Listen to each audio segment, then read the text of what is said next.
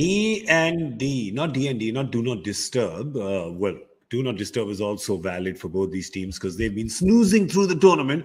But D and D as in done and dusted. That's right. The two champions, 9 trophies. And they're done and dusted, both of them. I'm Gaurav Kapur. This is Cricbuzz Live. I have Michael Vaughan and Shaun Pollock here with me. Vaughan, it's not like I'm laughing at the misery. I just have fun no matter what happens. That's so important in life, isn't it? You gotta have fun. You gotta have fun, and it's the race for the spoon.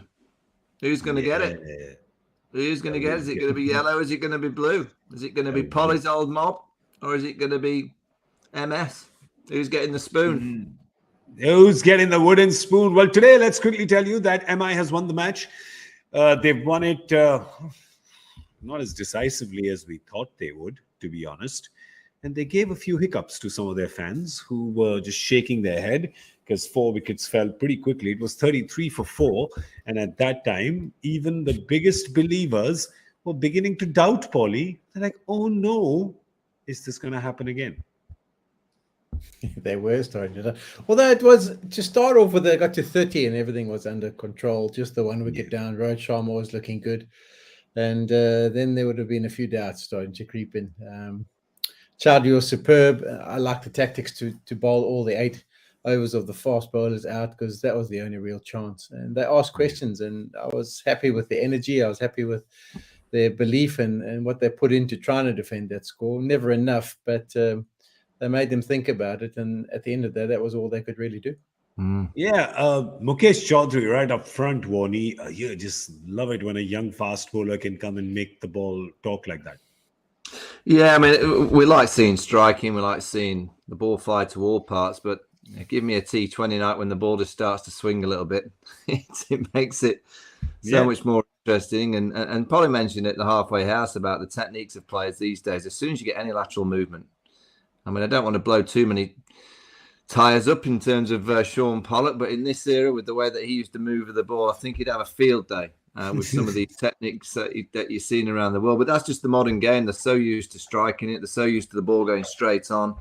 In our era, it was all about the moving ball because it pretty much moved all the time. So you had to have a good technique. Whereas these days, it's all about that base, that platform to be able to strike the delivery. So when it does move just slightly, they don't get themselves in great positions to counter that. So it's always great to see bowlers on top, slips, 3 or 4 of them at times tonight. It was good value, but it kind of summed up both teams with the bat in hand throughout the whole of this year's IPL. I know it's been harder tonight. They've just not been able to fire. I mean, think about it. Today has ended with 200 for 15. Right? 200 for 15 is what has happened. And just to put it in perspective, at the Wankhede Stadium, with Chennai and Mumbai playing towards the end of the tournament, it's just nothing about that makes sense. Nothing about that makes sense, Polly. Yet it just does. After 2 years in a pandemic and a lockdown, you're like, yeah, sure. All right, that makes sense. What's happening next? Oh, there's aliens parachuting outside my window. Yeah, that makes sense. Yeah, I guess you're just used to anything now.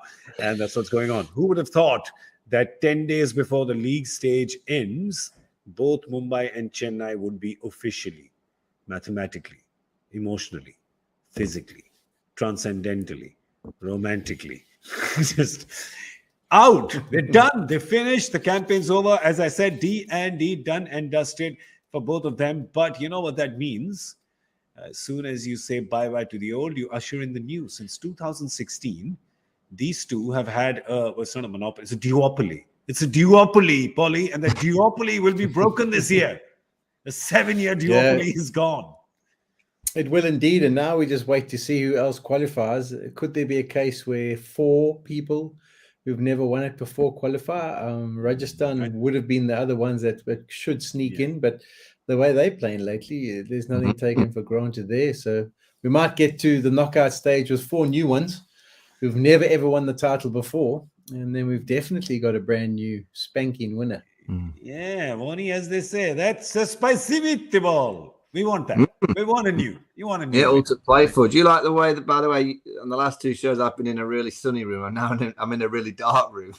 Yeah, are you? I just thought you're a big Chennai and Mumbai fan. That's why it's the air of gloom. Yeah, it's the end of an era. It's the end of it's the end of their powerful stints in the IPL. So it's dark times for Mumbai and Chennai. So I went into a dark room. Should I put my light off? Do I need to do that as well? I mean, because Polly and I didn't get the memo. We didn't get the memo. So we can get look at that. This is lead us. Lead us on great one. Lead us. Tell us who will win the trophy. Tell us. RCB. Way. Leftfield.com. Yeah. But today's leftfield.com, Polly, because scenarios.com is out of the window. Yeah, for some teams, but we still take it. We take it deep. There's lots of other permutations as to who can or can't make the qualification. So it's not dead. It's dead for Mumbai, dead for Chennai, but still alive for the other 8 teams. Yeah, and suddenly Mumbai is looking and saying, wait a second, who says we have to get the wooden spoon? We can win the next couple of games, and if Chennai has a couple of more implosions like this, you never know. I mean, the fact is that no matter whether it's Chennai or it's Mumbai coming 10th, it's just going to be very difficult to digest for their fans. But hey, this just shows you that is life. What goes around comes around. Sometimes it takes 15 years, but what goes around comes around, and that's what has happened. Life is up and down. Let's have a look at what the batters did for Mumbai. Really, you got to... just a quick word on young Tilak Varma. Polly, he has been so impressive in this tournament. Really, for me, I think the find for Mumbai. Yeah, he has been by far at the top in the batting department. He's been great. I mean, the left-handed option as well in the middle. He's just been fantastic. But if you look at that batting scorecard, you talk about Mumbai not ending up at the bottom. They're going to have to make some changes in their tactics, because I was totally confused. First of all, the Daniel Sams decision, that didn't really make any sense to me when you're chasing such a small total. Tristan Stubbs, I've seen a bit of him here in South Africa, and he's played 18 games, T20 games domestically, and he's dominated, but he looked out of his depth there. Technique-wise, after I saw that first delivery where the ball shaped and he was in sort of no position, got the inside edge, I knew he was in trouble. And then Tim Davids, why does he have to wait until so far down the order to come in? I mean, surely if you've got the ability to play and strike the ball as well as he's supposed to have, you can't protect him in a score.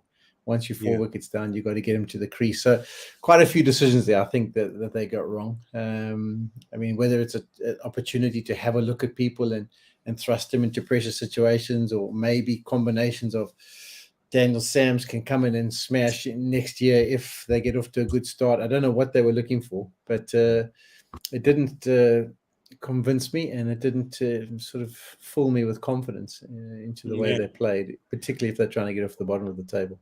Yeah, it's, I mean, it required not so tiny Tim David to hit a couple of Goliath sixes towards the end to get it done, but it looked like, you see what I did there, right?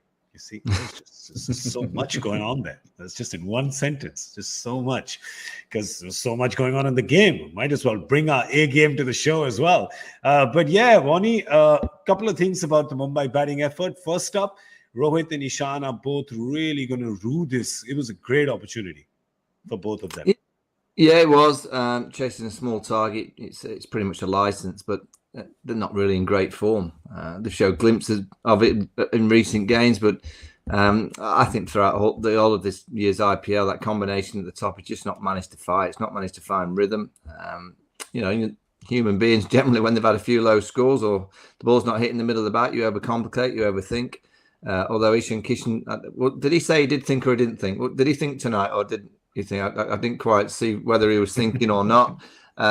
No, they're just going through periods where it's not probably coming down as big as they would like it, and they're scratching around a little bit. There's no real fluency. I mean, then Rohit Sharma, 18 off 14 deliveries, 6 off 5 for Ishan. Just not, for whatever reason, they only know themselves. It's just one of those times where it's not that easy for them, and it's not hitting the middle of the bat. So I think both of them would be quite happy to see the end of this year's IPL and start afresh for next year.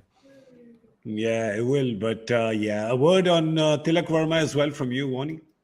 Yeah, he's a good player. Yeah, the find. I never believe you can take too many positives if you're going to finish bottom or second bottom. But if you can take one or two youngsters forward for next year, he's certainly going to be around and probably around for quite a few years. And they've got Delwar Brevis, who's a fine. He hasn't played. I was surprised he didn't play tonight. So I think there's another tick box for future years.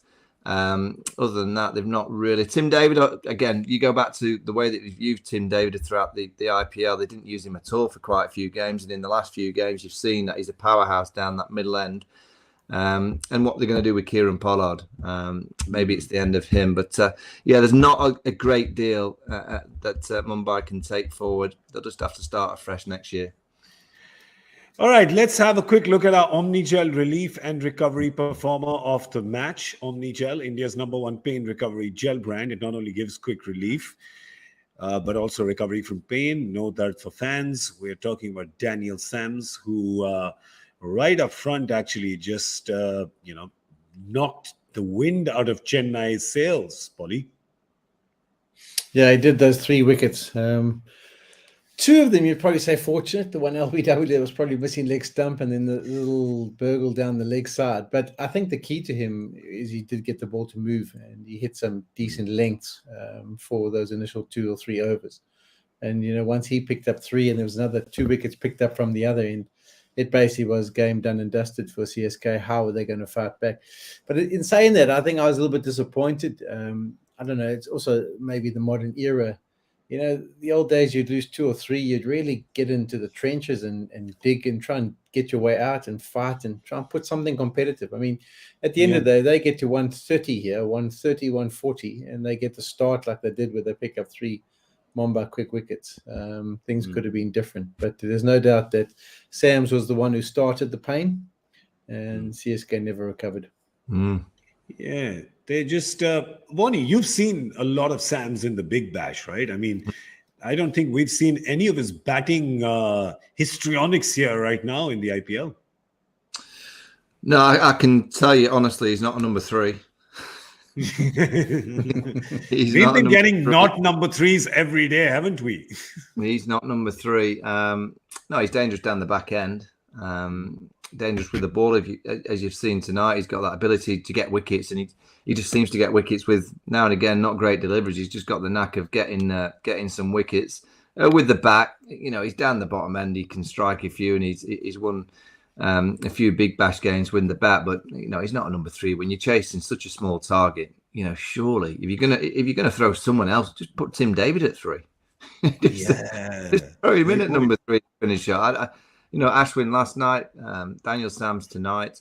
There was that game many weeks ago where Jason Holder was up, Krishnan Gautam went up the order for their team. Some of these kind of thought processes that are going on where they're putting these batting orders together. I don't know. Maybe we're getting a bit old, Polly, but it just seems to be overcomplicating life. There's 120 balls to play with. Just put your best players there, and hopefully one of them bats 60 to 70 balls, and everyone else has a cameo around it. Listen, we would have probably been home and in bed by now. I mean, we're all home anyway, but we would have been in bed by now if Tim David had come at 3. But it was Sam's day with the ball, so they thought maybe it's his day with the bat as well, because he's shown us a bit of it this tournament. But anyway, today for his bowling, Daniel Sams was our Omnigel relief and recovery performer of the match. He ensured that there was no dard for Mumbai fans because they've had their fair bit of pain this year. Yes. All right, let's have a look at the game that's happening tomorrow. Should we? Do you want to talk a little more about this, maybe? A little post-mortem of what's happening with Chennai, where it went pear-shaped. I don't know, how much time do you have? Let's focus the next hour and a half on what's gone wrong with Chennai this season. If you guys can just make it concise. Now, you've said they've been eliminated from the tournament, so we don't have to discuss. Look at you. Brutal from Shaun Pollock. I do not count them anymore because they are eliminated. But they're eliminated doesn't mean eliminated. It's not mafia speak, right? No, they can play their part. They can still play their part. I'm sure there's a few teams who who are slightly concerned about coming up against them and hope that they can get points easy enough. There'll be a lot of people talking about, they should blood some new guys, get some new kids in the block there, get some, give some people an opportunity so we can take points off you. Yeah, let's see who they're playing up against next. They're playing Gujarat, which should be very interesting. That's on Sunday. And then they're playing Rajasthan, and Rajasthan would not want to come up against Ketch, because if Chennai checks into that last game, I have a feeling that Rajasthan will perhaps it'll go down to that game perhaps, and it'll become a must-win for Rajasthan. On the other side, Mumbai, who has now won 2 in a row, which is saying a lot considering they've only won 3 in total. They are up against Hyderabad at the Wankhede and against Delhi at the Wankhede. And remember, this is their ground. They like it. They own it. They live here.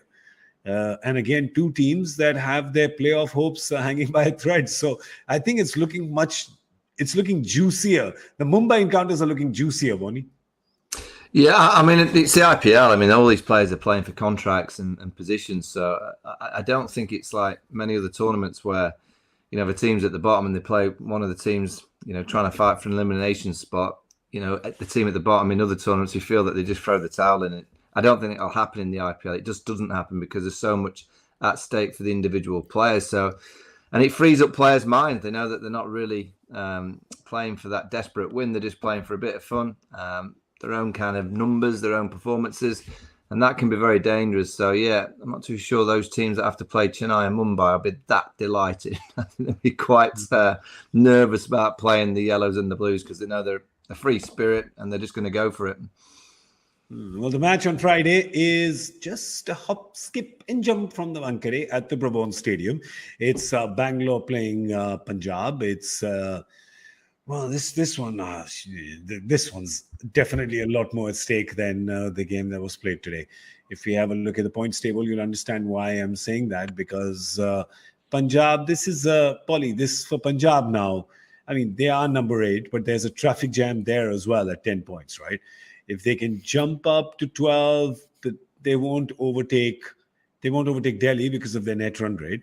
But Bangalore, on the other hand, will be saying, wait a second, we've got 2 games left. Let's win this, because I don't know if 16 is good enough to qualify. Not right now. I'm sure it'll become eventually, but you want to get it done, right? You want to seal the deal. Yeah, both their net run rates are so poor. For me, it's do or die for Punjab. They lose tomorrow, I think they're out. I can't see them. They can only get to 14, and with a net run rate after losing, it'll be worse than it is now. And Bangalore, as you say, they don't have the luxury of using their net run rate to their advantage. So unless they win one of these next 2 games, like tonight, where they have to chase maybe a 90 and they can get it in 10 overs, then, for them, it's a case in point where they have to win both as well. So, yeah, this is a vital game. There's a couple of games that are insignificant as we go into the back end here, because teams are already through or out. But this is one of those vital ones where both teams will be 100% motivated. They have to get a result.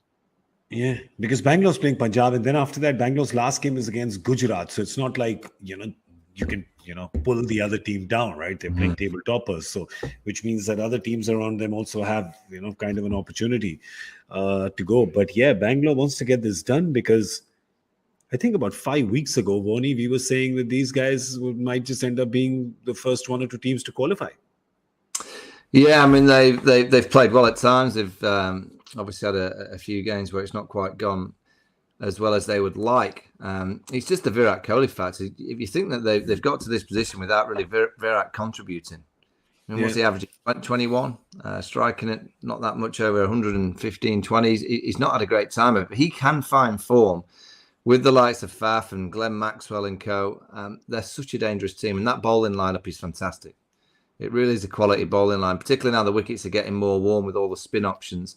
A lot of spin options. They have, and I just think they've got a lot of experience. They've got a few young players as well that have showed up. Shabad Ahmed has been excellent.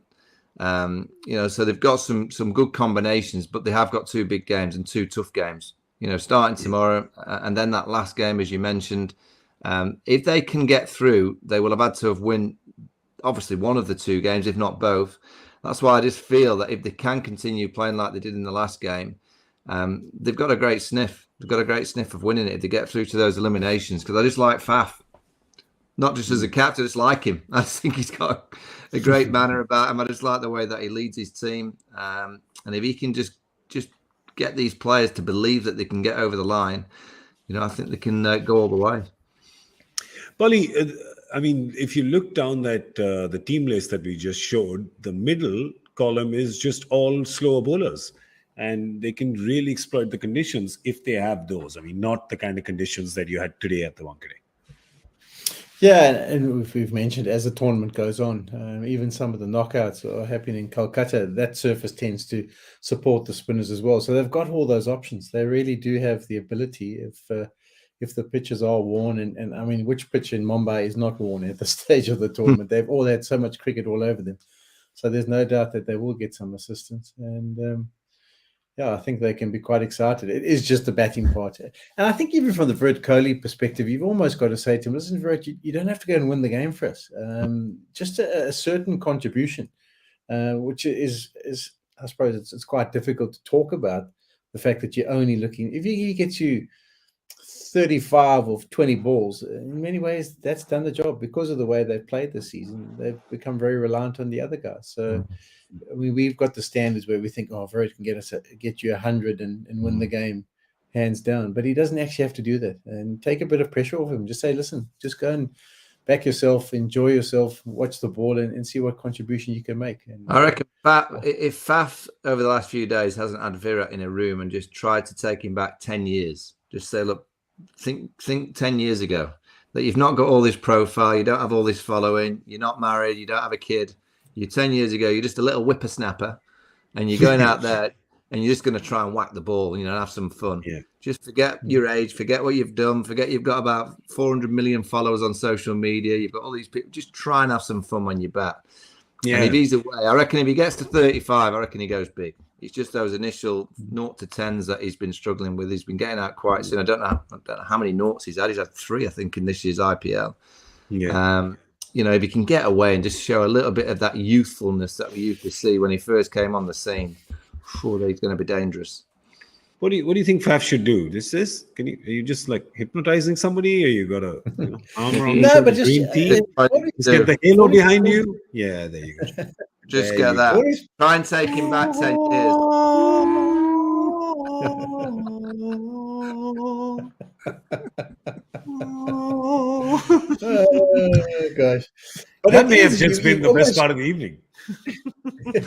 You must go back to your youth, because in your youth you're competitive, aren't you? It's like when you rock up at the ground and you're going to play a game of football or whatever games they play to warm up. You're just competitive and you're in that space. So yeah, I think he's just got to write off what's happened. Forget about too much about technique and all that nonsense, and just go and play. Done. VK, come on, do this for us. Let's have a look at the Punjab team and see what's going on there. Nobody knows. Nobody ever knows. But they seem to have been a little consistent with their team selection, Warnie, which is actually saying a lot. Last couple of games. Yeah, they have. They're such a powerful batting lineup, but they've been so inconsistent. And it's probably because they play one way. They play that powerful, destructive way, and they've come unstuck. I always think Shikhar Dhawan in any batting order that he plays is a key, because if he can just play and just be the kind of rock, all the cameo players can play around him. Johnny Bairstow struggled, this year. I think he's struggling with the bubble. I think it's another bubble that he's gone into. I think he's finding it quite hard. Completely understand that. But they have all the power, and again, they're a team. They know they have to win Punjab, and I think they're a dangerous team to play against when they just know they're going to go for it. They might get bowled out for 80, 90 if the pitch is offering something, but if they come off, they might just get that 190, 200 score. And at this stage of the tournament on the used pitches, that's a massive, massive score. So a dangerous team to play against. That's what's interesting about both these teams. They both have the potential to get to 200, and they both have the potential to get bowled out for 80. Right, so it's just so unpredictable with both Punjab and Bangalore, which is what makes this game so exciting.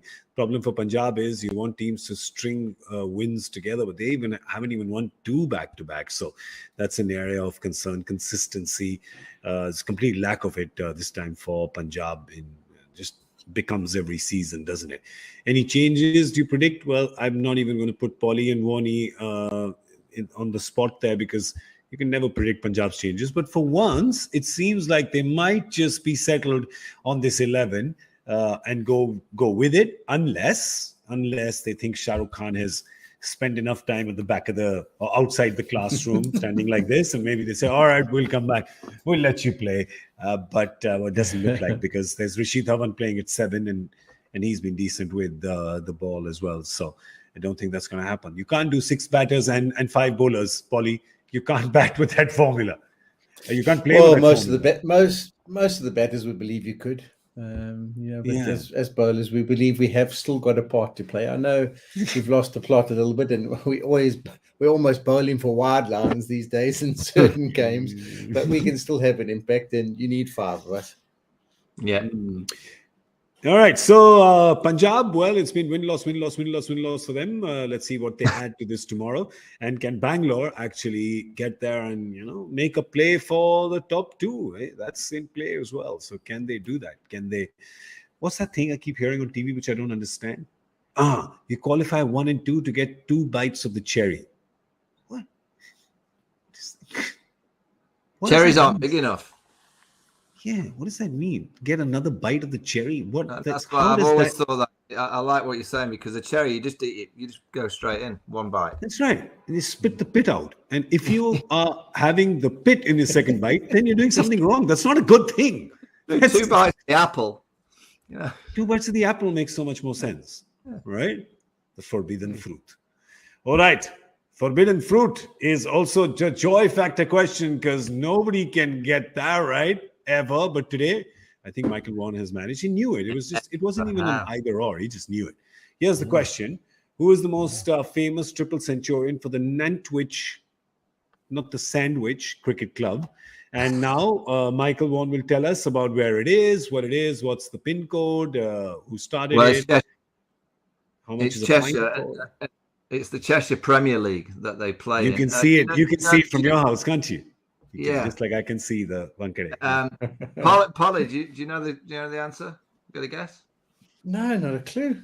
Throw some names at me. He's playing in the IPL. Okay, so was it Livingston? Correct. Oh, Liam. Yeah, Liam Livingston. He got 300 and whatever he got. And they won by over 500. Versus Goldie. He's 50, there you go.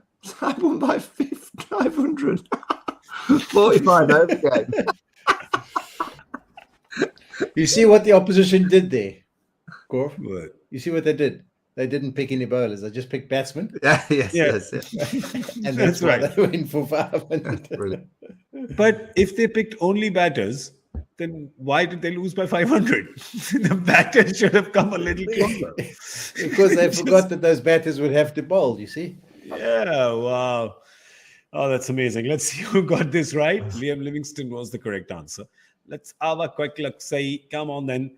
Bhanu, congratulations. You got the first correct answer in. And that's why Joy gives you that big thumbs up. Well done. Actually, Michael Vaughan got the first correct answer in, but Bhanu will let you have this one. You can have it. All right, that's all we have time for. We're done. We're done so early. It's 11:11. Ooh, aren't you supposed to make a wish or something if that happens? I don't know. I'm not running with the youth. I'm not running with the millennial crowd. I have no idea what's going on anymore. So we're just going to say good night. We're going to see you all tomorrow at 7 p.m. There's the one game, Bangalore and Punjab. So that's going to happen tomorrow at the Brabant Stadium. We'll see you then. Big thank you to Michael Vaughan, Halo Man. Thank you. Thank you so much. Now stop it. Stop it. Just have to. It's in my contract. And a big thank you to Shaun Pollock. Thank you so much, Polly. Thank you for being here. All good. I'm Gaurav Kapur. You were watching Cricbuzz live. And before we go, come on, do it again. Once more. Okay, just come on. Come on, Polly, join me. Orchestra. I got no lot.